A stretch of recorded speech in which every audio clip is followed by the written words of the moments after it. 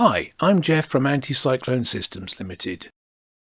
Did you know your AntiLogPro units can log more than just RS-232 serial port signals?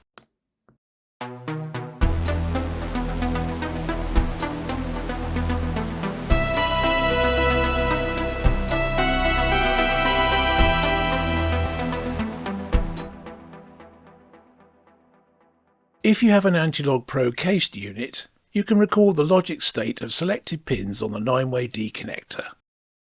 The RS-232 input lines on pins 2 and 8 can handle any signal levels within the standard RS-232 specification of -25 to +25 volts.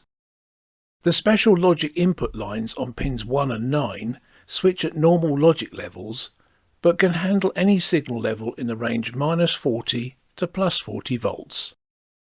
So, for example, you could use these pins to monitor the state of external power sources.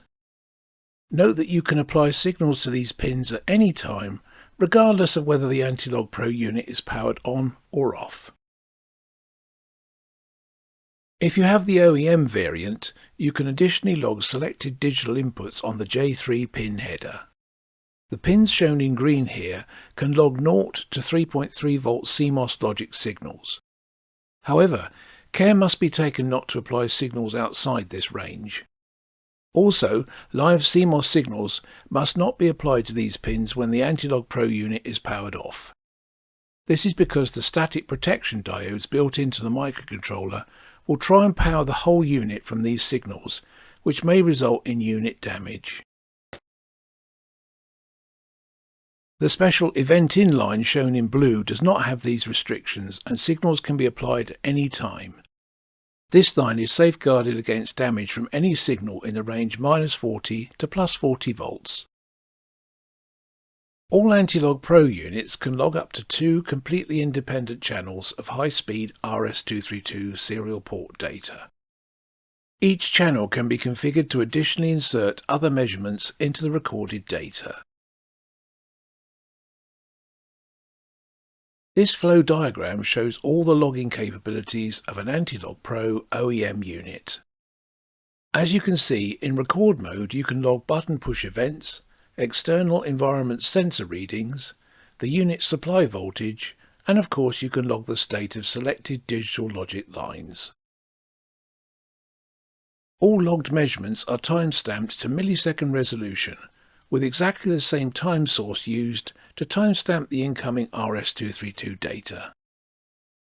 This greatly simplifies any post-processing. To enable digital bit state logging, use the terminal menu system to go into the Recording Options menu by typing an R key. Next, type a U key to enter the User Equipment Command and Polled Events menu. Then type an E key to toggle on digital bit state logging. That's all you have to do, but you also have the option to choose how often you want to log the bit state to the store. The default is once a second. You can specify a repeat period using the P option. Here we will enter 500 milliseconds, which means we will be logging the digital bit state at 2 Hz.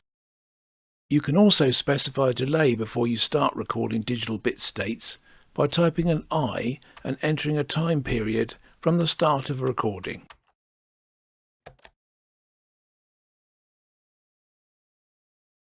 All digital signals are recorded as a line of readable ASCII text called an event. A digital input event always records all available digital inputs in one go. Each individual line state is recorded as a 1 or a 0. By default, an event will have the date and timestamp appended to the end of the line. These event lines are intelligently inserted into any currently recording data stream that contains ASCII text lines. The event itself is made to look like a Global Navigation Satellite System NMEA text sentence. It has a NMEA-compatible checksum at the end and starts with a $sign. This means events insert cleanly into any NMEA data stream recorded on a channel. Please refer to the main user guide for an explanation of the mapping of these 1s and 0s to the digital inputs. In addition to logging line states, one of the digital inputs is special in that it can record exactly when digital edge transitions occur. This is the event in line, which is pin 9 of the cased unit and pin 17 on the OEM J3 header. You can choose to log positive edge transitions, negative edge transitions, or both. Event in messages are independent of the digital line state monitoring settings, so you can have both enabled at the same time if required. With light recording demand on the other channels, you can record edge transitions up to a maximum of 200 Hz full rate. As our dual-channel recording system supports 2 independent channels, you can set up digital logging and event detection completely independently on both channels. You can have sampling at different rates on different channels. You can log positive edge transitions on one channel and negative edge transitions on another, for example.